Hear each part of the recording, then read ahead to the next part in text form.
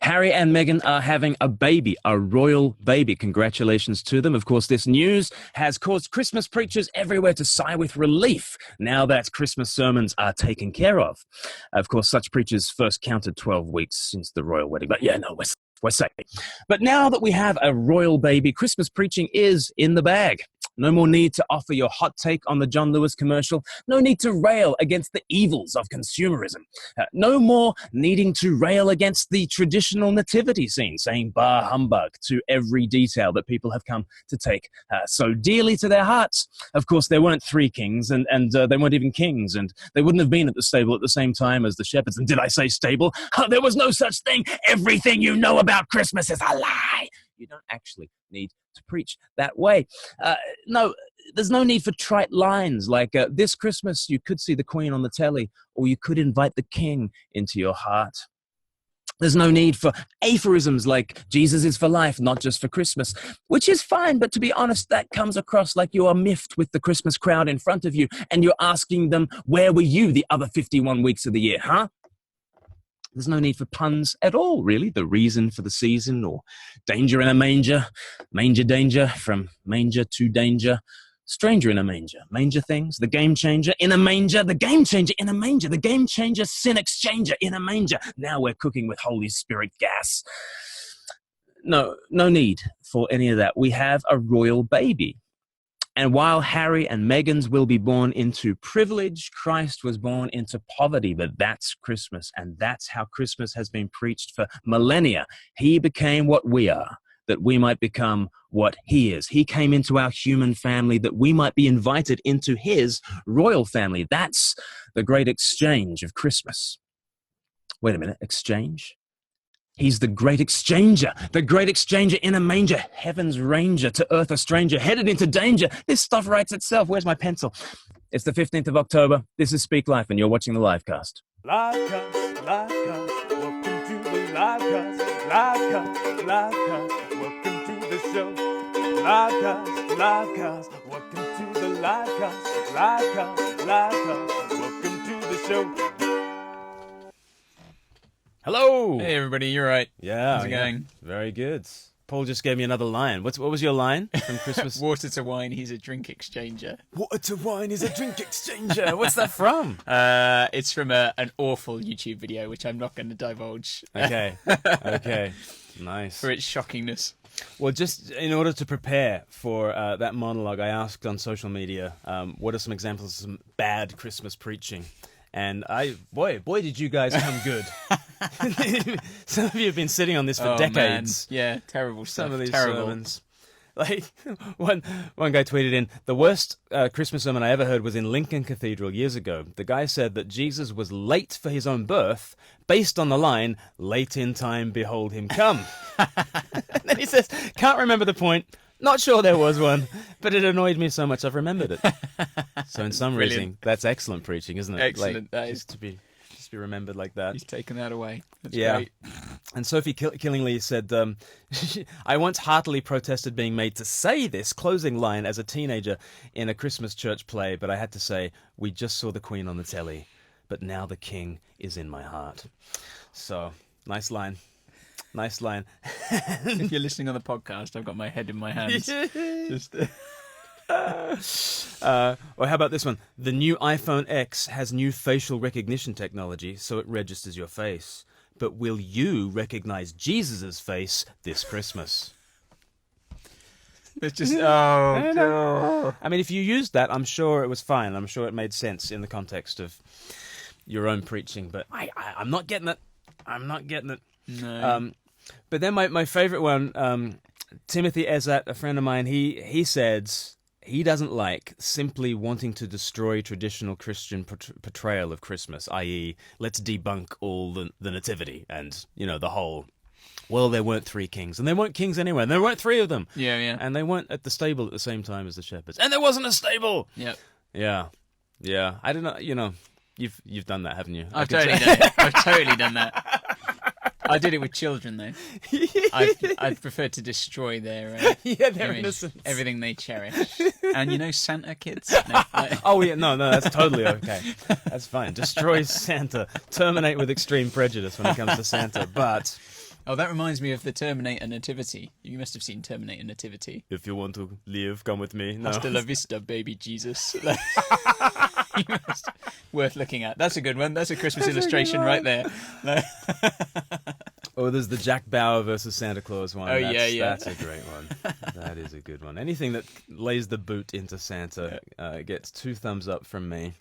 I think the reason people do these things though is because when you get to Christmas time, I think if you preach every year at Christmas, you do feel like you've got to bring something fresh, right? You know, so I mean, you're like, you think everybody knows the story. I can't just do the same sermon, right? Which they never seem to bother about the other 50. Well, I know that's what I was thinking. That's what I was thinking. Exactly, that's the thing.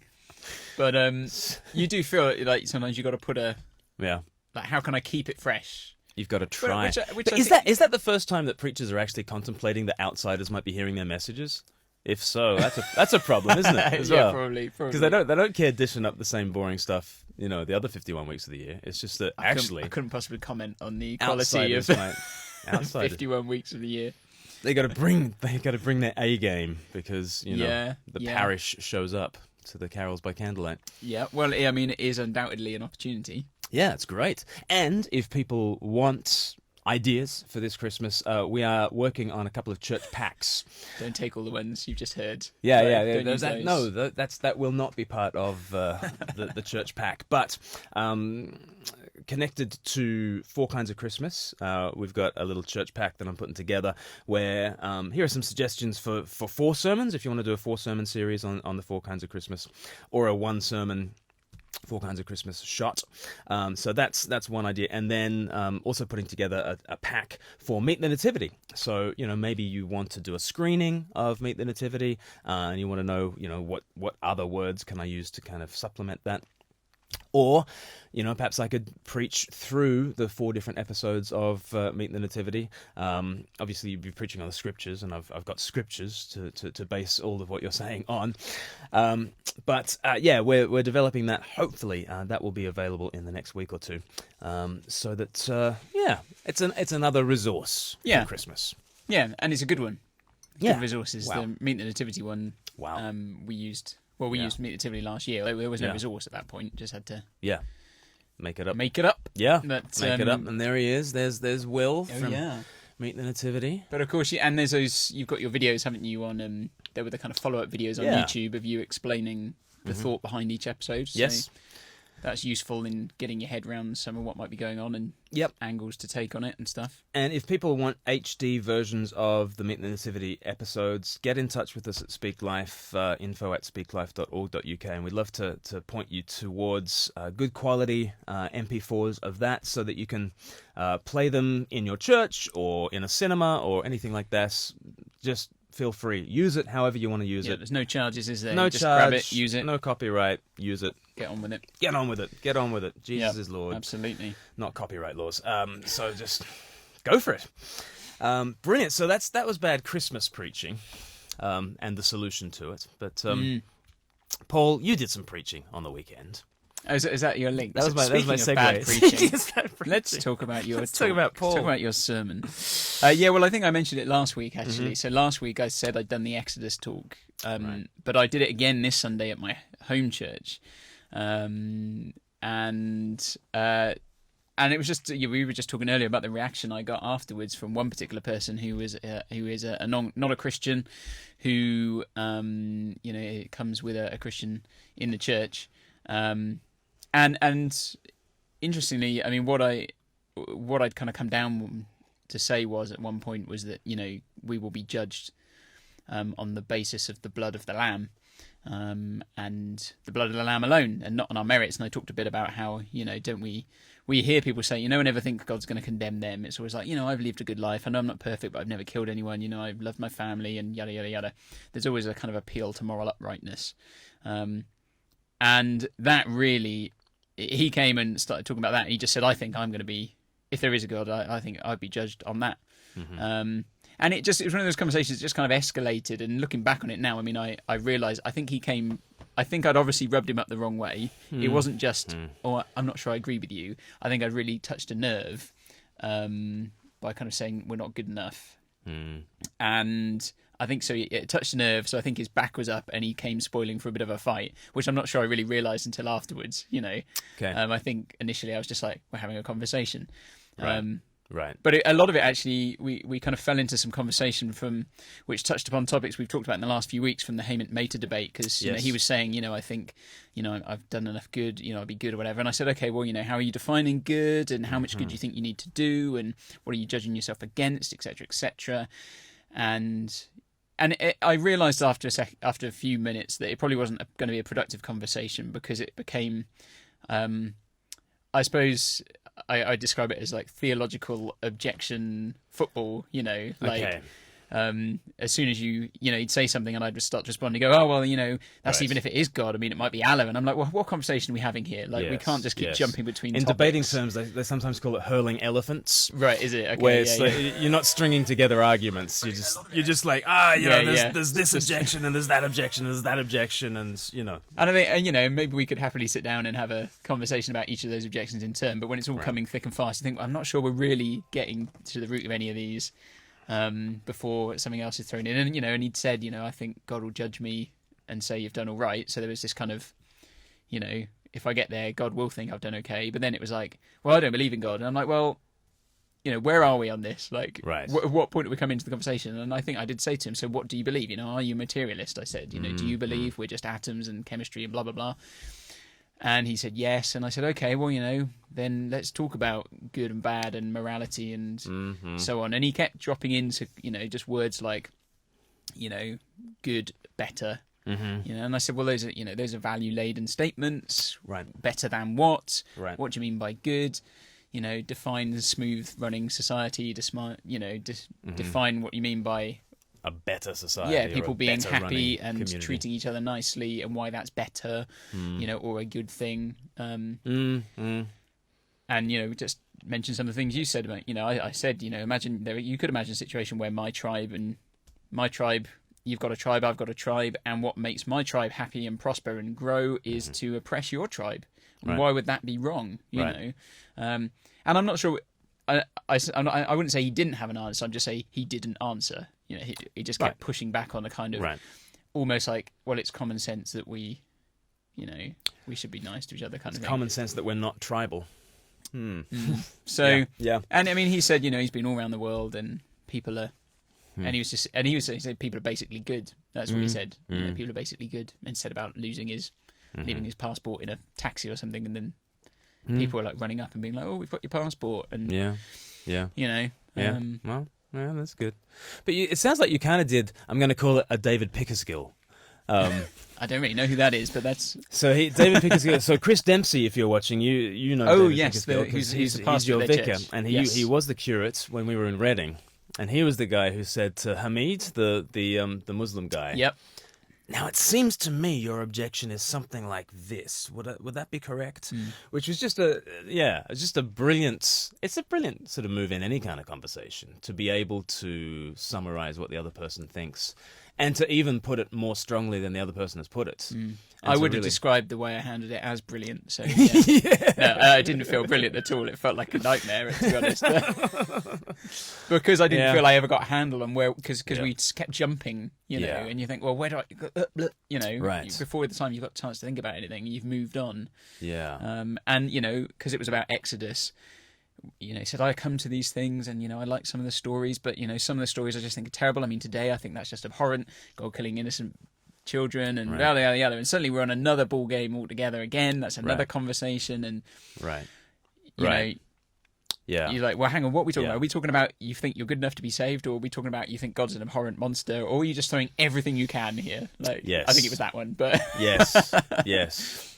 I think there's lots of things in conversations. Like one of the sort of mistakes that I'm always making is that someone sort of throws words at me here, and all I think to do is to throw words back that I think are sort of relevant to the words that they've thrown at me. And I think there's sort of two moves that I never think to make, but that are clearly kind of sensible things to do. And one is to hop across to their side, to stand where they're standing, and to empathize and say, yeah, I can see, it puts a lump in my throat to think about the death of the firstborn in every household, like, Like totally. And is that where you're coming from? Is that the heart of your objection?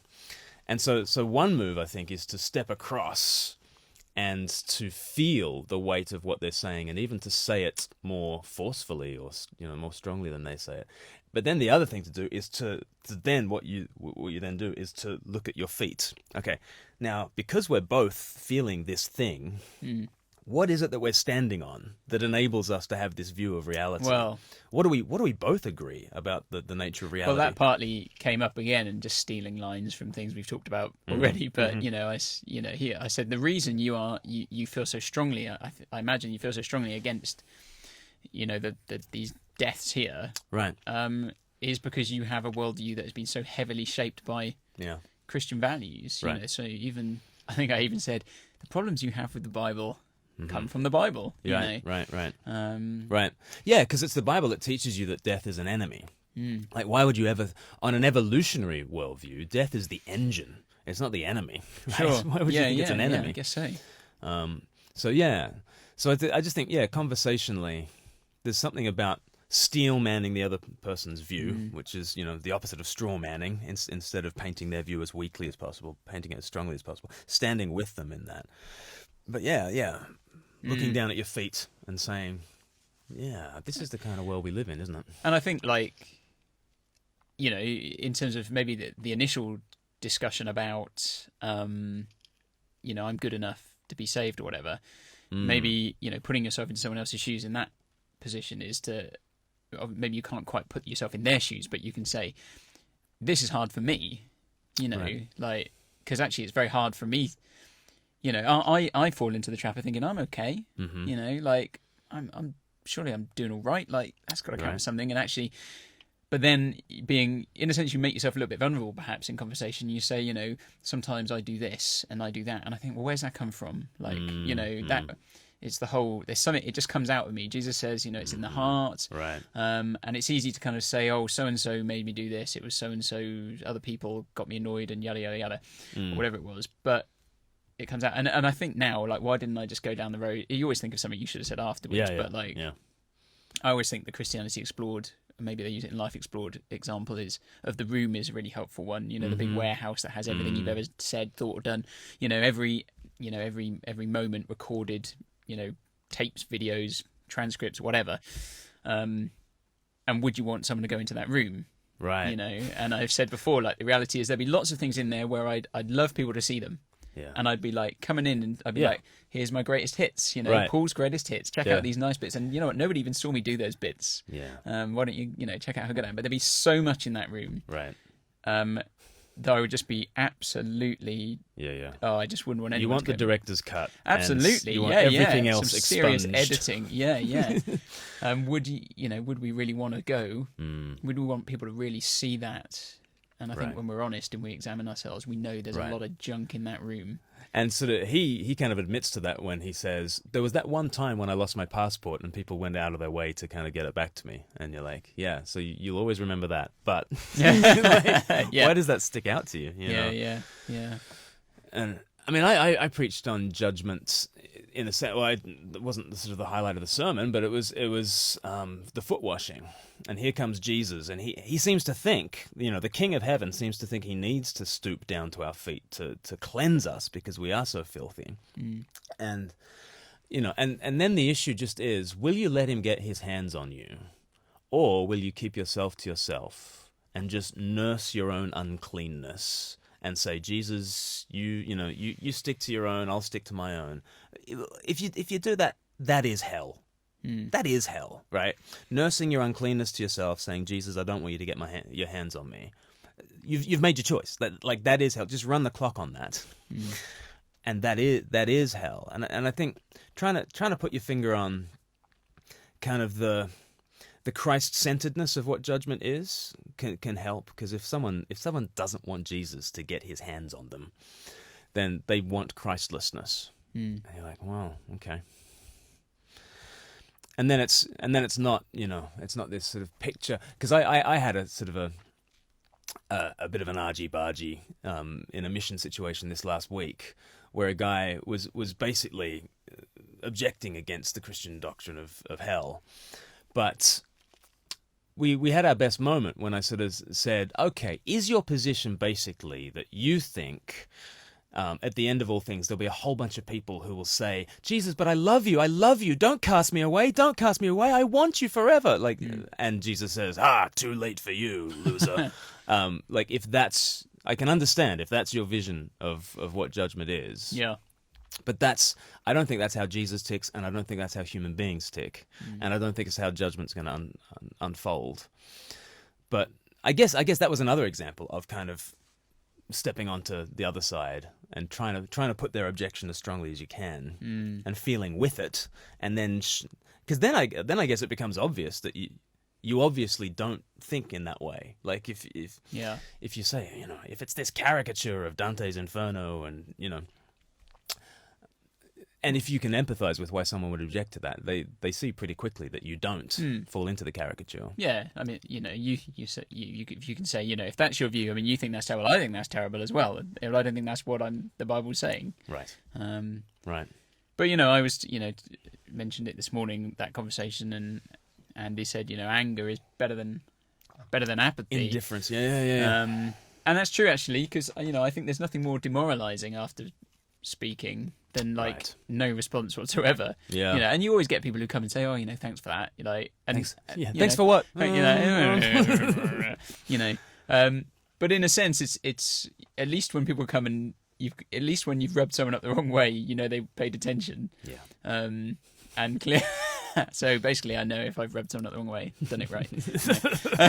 Just be objectionable. But you know, because actually, it was the same guy, and actually a couple of Christians in the church who, when I preached back before the summer about part of the Sermon on the Mount, and it was, you know, doing your good deeds to be seen, you know, by others. Right. And I made a comment in it where I said something like, I don't really believe that there's any such thing as a truly altruistic act. Like, there's always something in us, like a kind of, you give yourself a little pat on the back. You know? You think nobody's, you know, even when nobody's there to see you do something, you think, I've done that and no one will ever know.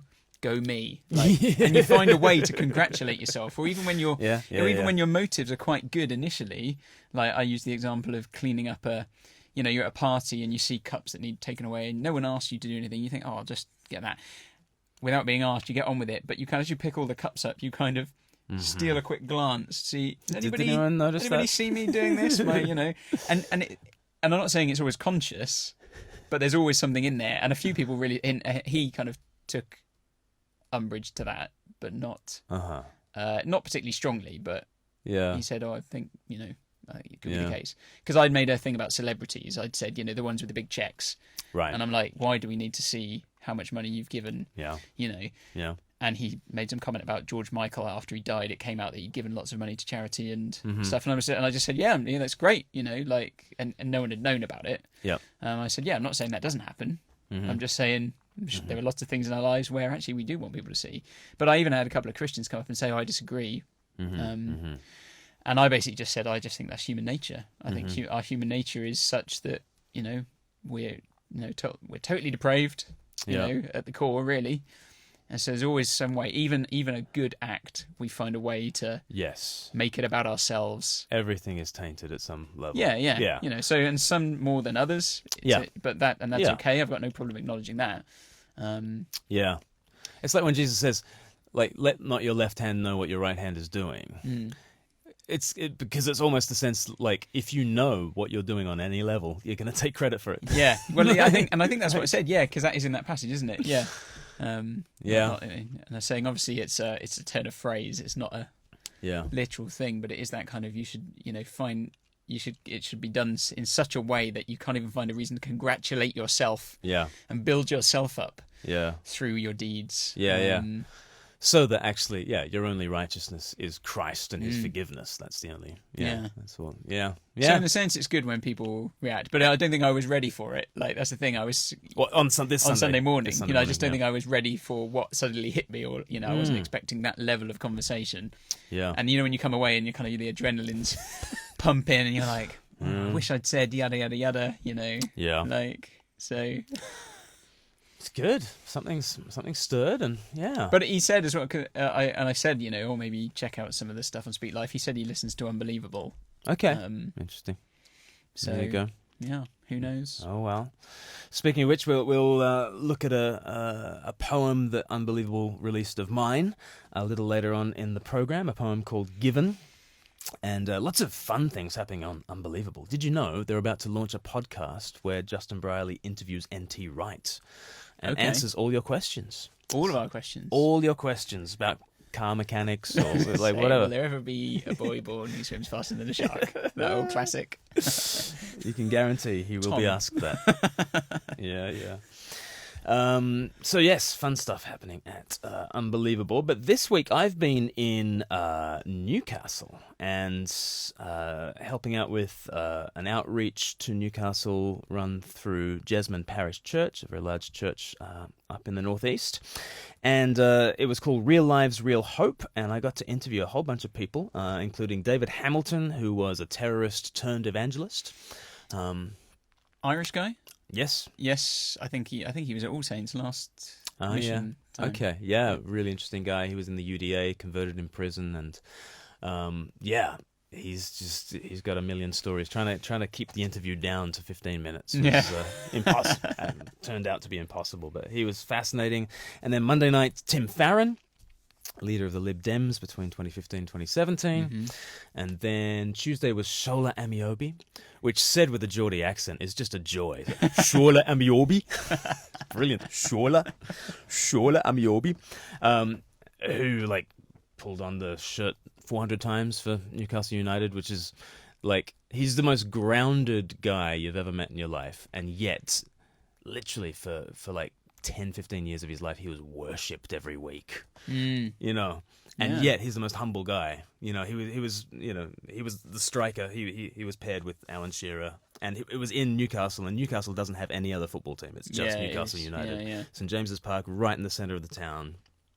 That is the cathedral. Yeah, sure. And he is their object of worship. And yet he was just like, no, it's all about Jesus. And he's just he's a sweetheart. He's a sweetheart. So that was brilliant. And then Wednesday night, I got to talk to Warren Furman, who you might know as Ace. Ace from Gladiators. Do you remember Gladiators back in the day? Yeah, totally. Yeah. Wolf. It Wolf. was all about Wolf. Yeah. Yep. And Jet. Yeah, Let's be honest. Adam Partridge. Let's be honest. Jet. It's so sad that, Jet was one of the first women that I noticed was a woman. I believe, yeah. Belinda Carlisle, I believe, was the first. Belinda Carlisle. Yeah. Ooh, heaven is a place on earth. And then Jet. She made me feel funny. What are these feelings? Yeah. But Ace was at the heart of this. He was like, 15 million people used to tune in to ITV. It was, back in the day, just 5 channels. You get 15 million for anything these days. No, you can't. It was like the biggest thing for the BBC was the Bodyguard. The other week, and that was 10 million. Yeah. So they used to get 15 million for that. For Glen. I know, but John Fashanu, wasn't it? Was it John Fashanu and Ulrika Johnson? Yes. Ulrika. Yeah. Doing the presenting. That's it. And since being a gladiator, he has come to faith in a pretty extraordinary way. So we're going to have a look at a couple of clips, isn't that right? I think we've got 2 clips lined up. 2 clips about how Warren was first starting to question whether there's more to life, and then a clip about how he started to investigate when he went on an Alpha course and looked into the evidence for Jesus. So let's have a look at this. And so, but like I say, all these empty promises, they're all pretty much led nowhere. They're just sort of self-defeating, if you like. But what I did notice in a lot of the teachings, the ones that made sense, there was the teaching of Jesus Christ. Right. And it'd be like Jesus said. I'm thinking, I've noticed a common affair, and you think there's analysis paralysis. Sometimes you can be so overloaded with information that, instead you think, I can't make a decision. And people used to say, oh, well, you can just choose. A religion, you just choose. It's like choosing a flavour of ice cream. Right. And I'm like, no, it's not. One's the truth and one's a lie. Right. I don't want to live a lie. If right. there's truth, I need to know the truth, and there's going to be one truth. So, like I say, every time I read about Jesus Christ, I could see there was something in that. And actually, I don't mind admitting that I still have my, I believe everyone's got their faith in something. Some people's politics, some people academics, some people themselves, some people the media, some people banking. And my faith was definitely still in money. I thought if I have maybe mega wealth, that will make me happy. If I have a private jet and if I have these things. And interestingly enough, Glenn, at this point, I was praying. In fact, when I was on television, I was praying. I'd say, God, I want this man to fall off of this duel so I win. And sometimes I got knocked off and I'm like, where was you in that, God? But again, nobody had explained to me that actually God's not going to answer your prayers because you're separated from him. You have to come into his unconditional love. You have to invite him into a relationship with you. Nobody explained this to me, the simple gospel, nobody. And it was actually an Alpha course that I was invited on by accident.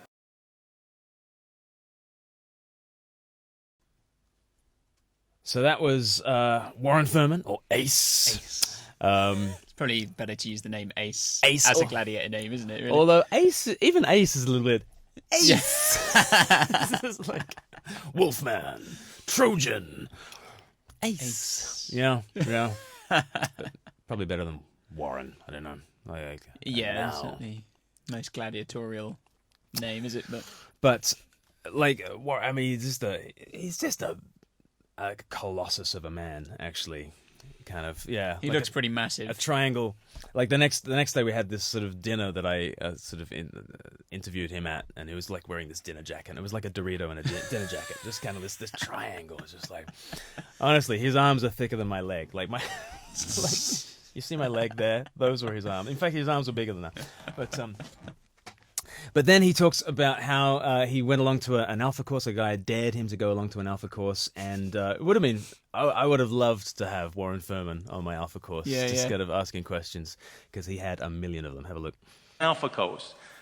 It just really blew me away that I was able to ask these questions, and more importantly, examine the evidence. Yeah, you really investigated, didn't you? Absolutely. I know I was a pain on that course, because they tried to go to the next page, and I'll be like, hang on, what Dead Sea Scrolls? And I'll be on a train to London, and I'll be checking them out. I had no idea that the Codex Sinaiticus is in the British Library, and it's the first Bible, and the words that are in that are the same one. You actually went down to London and checked that out? No, yeah, I went all over the place, checking all this stuff out. Absolutely. You went to Manchester to check like a fragment of John's Gospel or something? Absolutely, yeah. Well, there's a fragment of John's Gospel in the sacred text in the British Library as well. Yeah. So all over the place. So I didn't realise as well that, I started to look at the Bible and started to see that it was historically consistent, and that it was a practical book. Yeah. And again, nobody had explained, actually, none of this really will make sense to you until you're saved, because it will confound you because you're not saved. It won't make a lot of sense until you can come to the end of yourself, right? Invite Jesus Christ into your life, and you'll be filled by His Spirit, and things will start making sense because you'll be in a relationship with God. But like I say,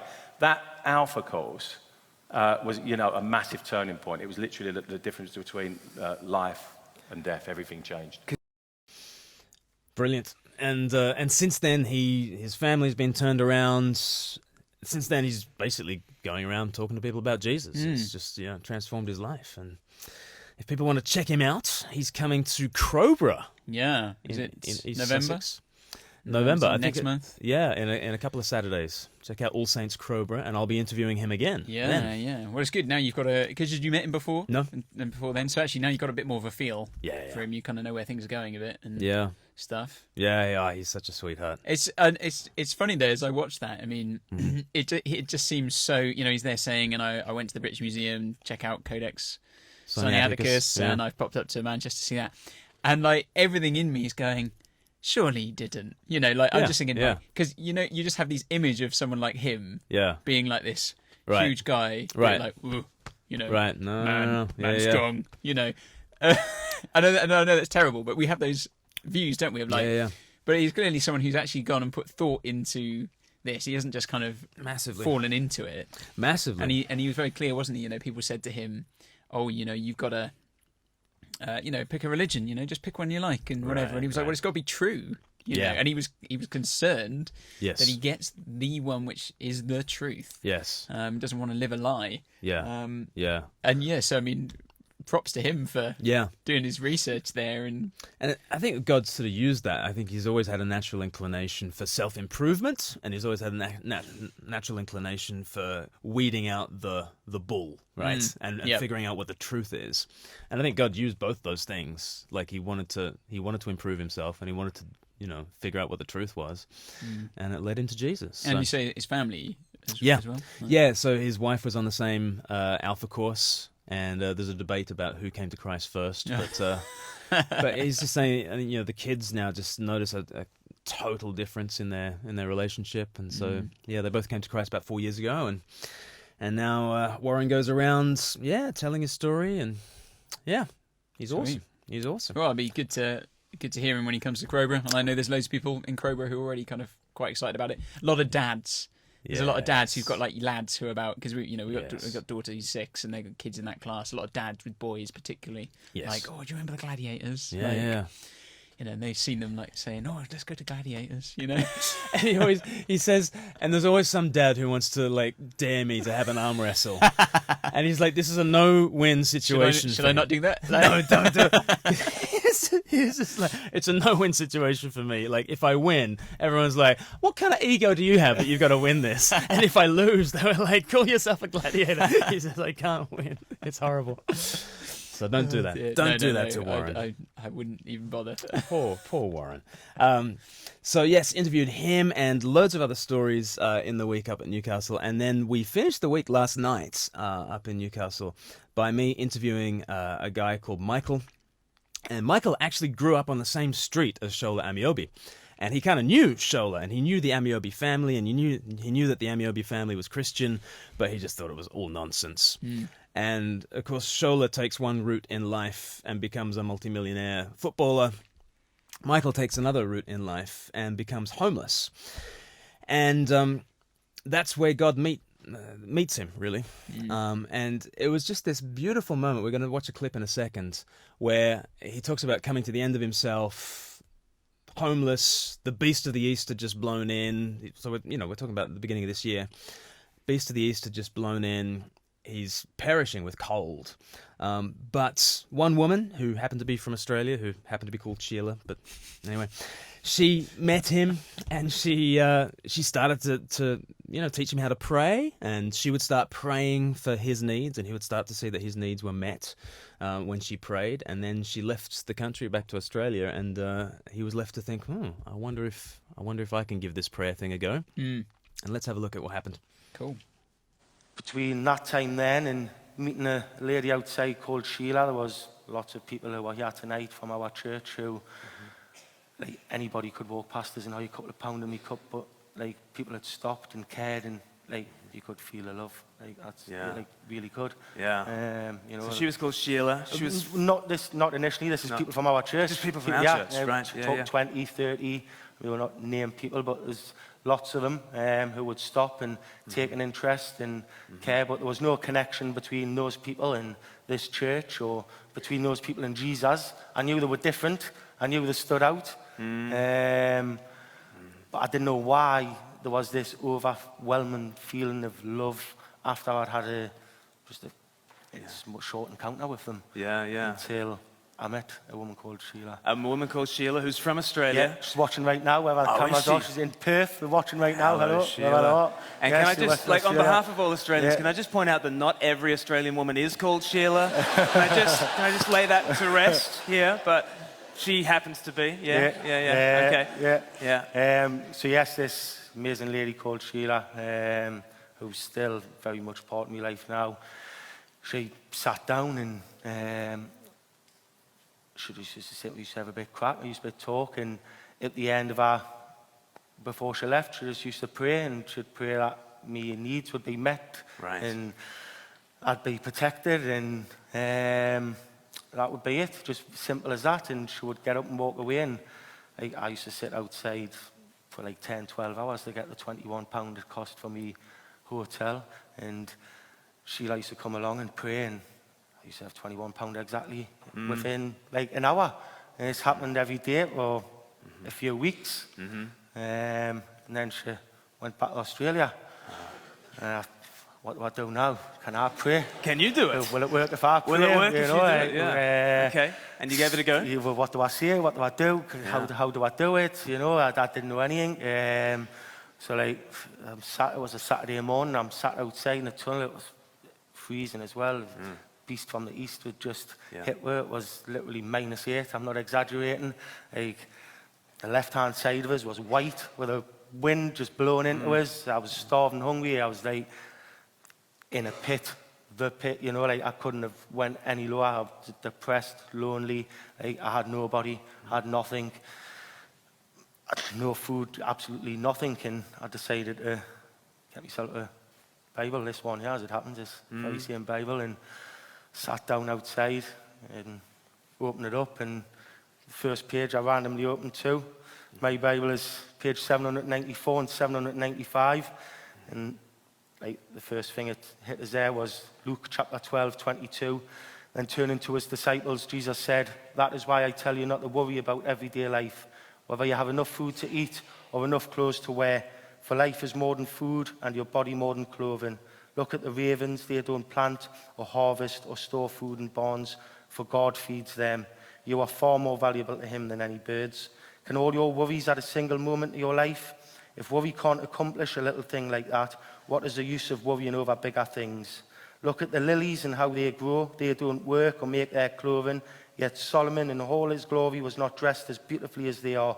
And if God cares so wonderfully for flowers that are here today and thrown into the fire tomorrow, he will certainly care for you. Why do you have so little faith? Don't be concerned about what to eat and what to drink. Don't worry about such things.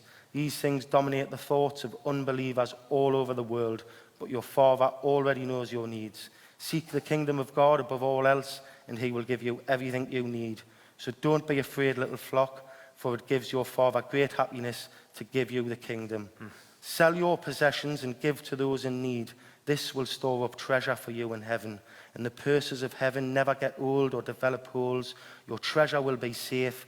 No thief can steal it, and no moth can destroy it. Wherever your treasure is, there the desires of your heart will also be. Wow. And that was like just Wow. straight Yeah. away, like, Did you crying feel my that? eyes out and Yeah. I knew straight away, like, Yeah. this is real. Like, I think everyone you know, in this like, room realizes that's real. I Right. looked at the sky and was like, Yeah. wow. And like, Yeah. I can only describe it as like how you read in the Bible is like, I was just literally filled Yeah. with the Holy Spirit. Right. And it was like, Right. Yeah. I had his Father, I had his Spirit, and I had his future from that very, very second. That's You know, amazing. like, That's right there. amazing. Yeah, I think we've just had an experience of what happens when the Word of God speaks, when Yeah. God's voice is heard Yeah. in the Yeah. midst of all that. And you heard God speaking Yeah. through His Yeah. Word. Yeah. And I Yeah. guess His Word has now become hugely precious to you. I mean, you carry Yeah. this book around with Yeah, you. yeah, You're yeah, a Bible yeah. guy now, Oh, aren't like you? You know. 6 hours a day minimum. Minimum. Yeah. Yeah. minimum, yeah. None of this yeah. 5-hour nonsense. no, I'm 6 hours. Like, At least. yeah. At least, yeah. That's just dabbling Yeah. 5 hours. Yeah. Yeah. Okay. So you've loved the Word of God, and you've kind of seen ways in which God has provided for your daily needs. Yeah. Even when Yeah. you were homeless, Yeah. He Yeah, like- started showing up. All my life, even from a child to, all in hindsight. And like once I seen that and was then spent a little bit of time stuck into my Bible and decided to try and find a church from that point. It's still at this point after reading that and knowing God was real and wanting to find out more about Jesus, I still didn't know all these people were from this amazing place yet. Like that still hadn't clicked. I went about town, I tried a few churches before I ended up here, and I still don't know why I didn't come here first. I'd sat outside here for 7 months, I don't know why. Right. It's crazy, I'm walking miles away to find a church. It was one on my doorstep. And I ended up here one Sunday morning about 7-8 months ago, and I come in a few minutes late, and as I come in a few minutes late, like one of the ladies who pastors every day who was like cared beyond normal people should. Somebody like taking your washing and doing your washing and things like that, that's only Jesus can do that, Right. not normal people. Right. So that's when I made the connection, Right. these people in this place. And then you started to recognize that actually all the people who had been helping you. Every single one. They're kind of without JPC except, people. there wasn't one that Yeah. wasn't. Right. Everybody was from this church. Yeah. Amazing. Yeah, Amazing. absolutely Are incredible. our mics back on? Yeah, mics back on. Yeah, I love Michael Sutherland. He's he's a new hero of mine. So he was my favorite guy to interview over the course of the week, because I'd met him for the first time back in May, actually, and he was kind of he was just a few months from that kind of moment of reading the scriptures and. Yep. And sort of since then, he's got a flat, got a job, but now he lives for taking the word of God out to the street community. Right. And it's just a beautiful, beautiful, beautiful story. And when he read out Luke chapter 12, like it was pin drop time, like in the church, and like people just like started applauding the word of God. It was extraordinary. Like, have you ever been in a church where someone's read the word of God, and instead of saying, this is the word of the Lord, thanks be to God, people are just like, yeah, No way. amazing. It was amazing. It was amazing. So I loved it. Absolutely loved it. And so I continue to pray for fruit from this last week. Newcastle, a couple of guys saying, I want to start following Jesus for the first time.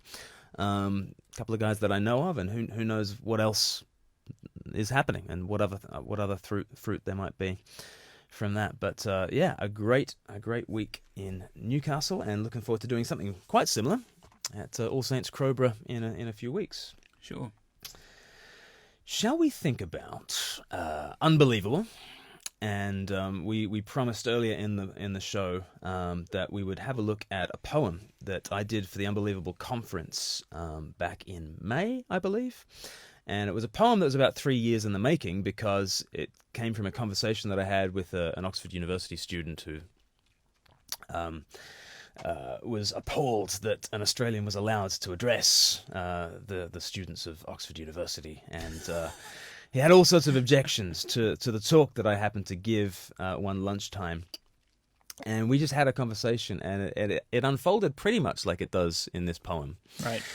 Except for the final stanza. The final stanza I've kind of added. But I've been ruminating on this conversation for the last 3 years. And then when Justin Brierley asked, can you do a poem for the conference, it sort of flowed out of me in an afternoon.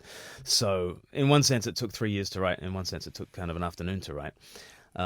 It's a poem about this conversation that I had with an atheist, and it's called Given. Let's have a look. 19 years old, a quiff golden and folding spectacled incredulity, he flew at me like a hawk at the end of my talk, all jovial, amused a colonial like me could dare to be serious. His tone imperious, he dismissed the mysterious with a sigh. We cannot take truth from on high, he cried. We must build our beliefs from below. I said, oh, how do you know? He said, surely you think that is so. He said, now cynical. We cannot rest on a miracle. Our method is empirical. I said, I admire your modus operandi. I myself find it quite handy in matters scientific. But let's be specific. Which specific item within this world has told you how to view it? Or did you just intuit your scheme? He said, what do you mean? I said, you claim to be earthbound, to build your world up from the ground. But where is that approach found? You can't extract it from any brute fact. It's not as though nature is a philosophy tract. I'm not trying to be satirical, but you need a reason to be empirical. He said, it's just a given. A given. This became the pattern of our parley. Whatever moves he'd put in play, I'd find beneath the display a stray assumption, a hidden reliance. Like when he spoke of science, I rhapsodized about its cause, to hypothesize our higher laws, to scrutinize their intercourse, to crystallize their basic force, prognostize their future course. It's an enterprise I full endorse. But tell me, what lies at its source? To make it work, you need triangulation, law and mind and world's relation, interlocking calibration, a miracle of integration. Look around, it should astound. This scientific playground? Why should such a world be found? Who do we need to reimburse for this rationally ordered universe? It's a given, he said. He seemed to really like this answer. Whenever he'd advance a theory, underneath I saw it clearly. Like when we spoke of human rights, I asked how apes attained such heights. It's a given, I was told. And when he scolded Old Testament wars, I asked, whence came supracultural mores? What's the source of timeless laws? He'd pause and then say, it's a given, which was frustrating. But I'd continue unabating, asking, who are we, these minds relating? How is brain chemistry debating? If we're synapses pulsating, who's the me that's cogitating? It's a given, he said. He thought the mystery of mind should be disenchanted. I reckoned he just took it for granted, which seems a fudge. But our conversation nudged along, discussing values by which we judge, maths, morals, reason, the cosmos's cohesion, goodness, truth, beauty, love, the fact we hold such things above. All givens, he croaked. I broke and said, this world is bespoke, your mind is woke, each moment transcendent values you invoke. Is this a joke? Because it's ill-delivered. You admit it's all given. Ever wonder about the giver? Because while we're taking everything for granted, supplanting his fame, branding it all in our name, he has planted himself here all the same. In a world that just takes, he breaks himself open in pure devotion. Himself he outpours to prove he's the source. My friend, I said, we have common cause. It is all given. And he's given, so he can be yours. Thanks. So, with the help of some editing, that's the way it came out on the day. You might have noticed a little black thing in my ear. That was my little Bluetooth earpiece, Right. which worked fine in rehearsal. Excellent. Broke down catastrophically halfway through the poem, but yeah. Were you able to keep it together for... Ish, yeah. I said, I'm gonna have to go back, and that's what they cut out. But Right, okay. Yeah. Fair enough. oh well. But so that's been interesting. That's it's a poem that's gone out on Unbelievable, and they put like a heading that said something like, poem slays atheists or something like which is not my title. Yeah, it destroys, lays waste to all materialism through poetry. So I did not give it that title at all. Sure, no, that's... But, and it's interesting how then, okay, if it's got that title in the Facebook video, how people then respond to it. And so people I think, then saw it in a more antagonistic light. Yeah, that's interesting, isn't it? That's Because interesting of it. that people would... Just putting that title on it Yeah. immediately sets people on a different... I wonder. I mean, Angle. I don't know how you do the science of it because, how do you do the control experiment? But yeah, I do wonder if it had a more ironic title, whether the comments would have been more ironic or not. But yeah, we had quite a few people. Like one guy just kept on saying, "I don't like poetry. It's arrogant." I was like, oh, that's interesting. Why do you say it's arrogant? He says, well, you expect us all to listen to the poem right to the end. How proud. Like, okay. Yeah. So, but yeah, lots of people, and I get the idea, building up a straw man and then taking them down, in rhyming couplets, would be annoying if you feel yourself to be strawmanned by it all. So I understand that, but it's one way of getting across a point. And I think the point still stands. The point still stands is that we live in a universe and we all have to take for granted givens. Maths, morals, reason, the cosmos's cohesion, goodness, truth, beauty, love, the fact we hold such things above. Like we're constantly using assumptions. What Jordan Peterson would call a priori's, or, what Cornelius Van Til would call presuppositions. We're constantly presupposing certain things. And those certain things are immaterial. Minds are immaterial. Metaphysics is immaterial. Maths is immaterial. Yep. And so, somebody said, oh, this is just presuppositionalism, put to rhyming couplets. But I don't think it's presuppositionalism quite.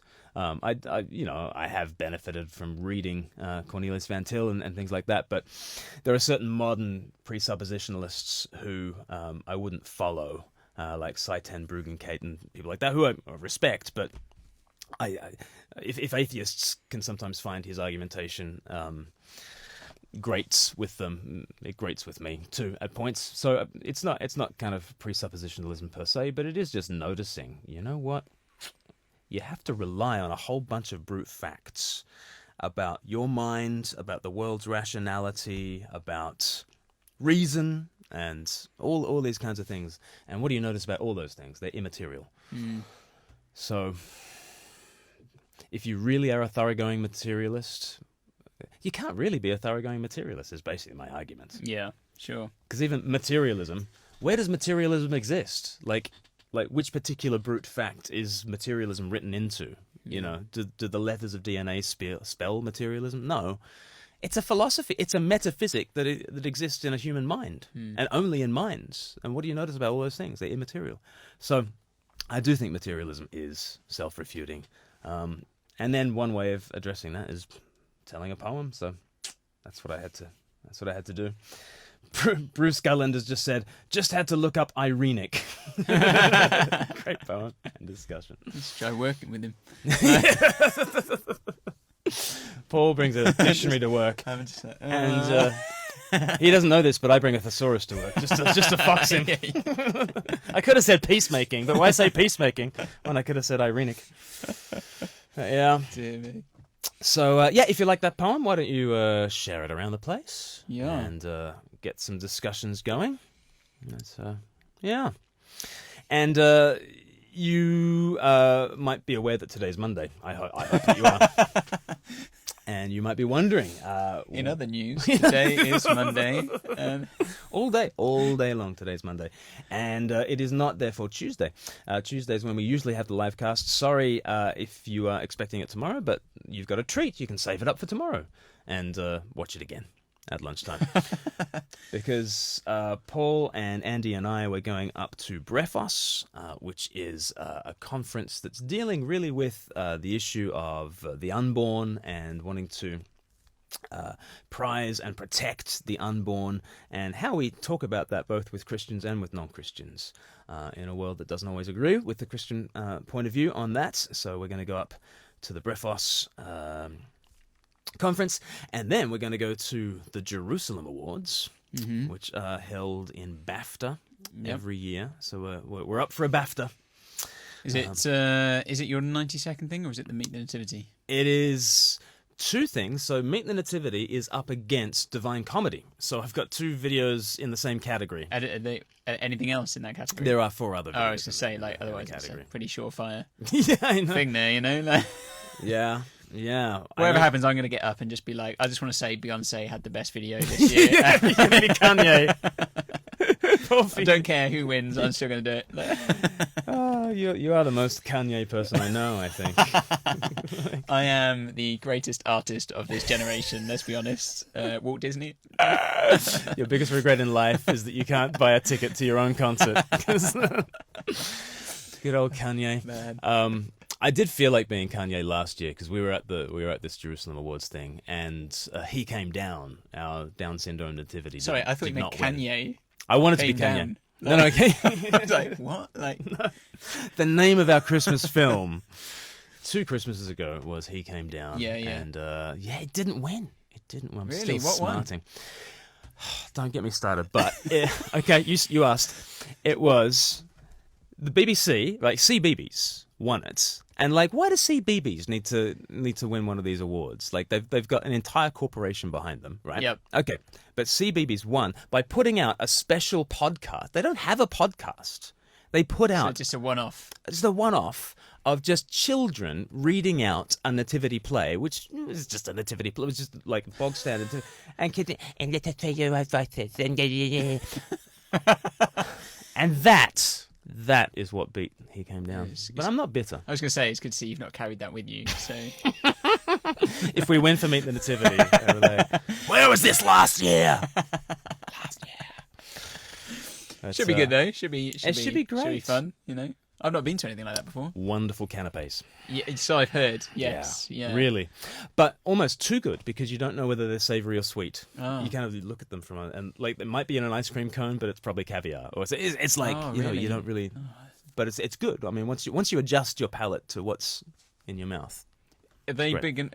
See, I have an issue with canapes. That, like, okay. You know, like, I'm glad we saved this for last. I know. Yeah. I'm just saying, like. Just like, you know, like a canapé, yes. It needs to be big enough to go in your mouth in one go. In one. Because otherwise, you know, when you try and bite something and then it all just, like the meat doesn't cut and it'll fall, and I think that's going to happen. They and it will happen in front of other people. out of BAFTA. Exactly. And I'll look a right idiot, basically. You just got to throw it up in the air. That's how it's done. Awesome. So no livecast tomorrow, but this will still go out on Friday as a podcast. Yep. So do share the love with that, and we will be back. Will we be back next Tuesday? I'm assuming we are. I'm not aware that we're not doing anything. Yeah, on October the 23rd, and we'll talk about what's new and what's news. Hopefully, if there is any news. God willing. DV. So Bruce Gulland, if you want to look up DV, that's your homework. What does DV stand for? Deep vein. Deo Volente. It's like God willing. Ah, I see. They were talking about this on the radio this morning, all these different abbreviations that nobody knows what they mean. Yes. Like, too long, don't read, that one. TLDR. Yeah.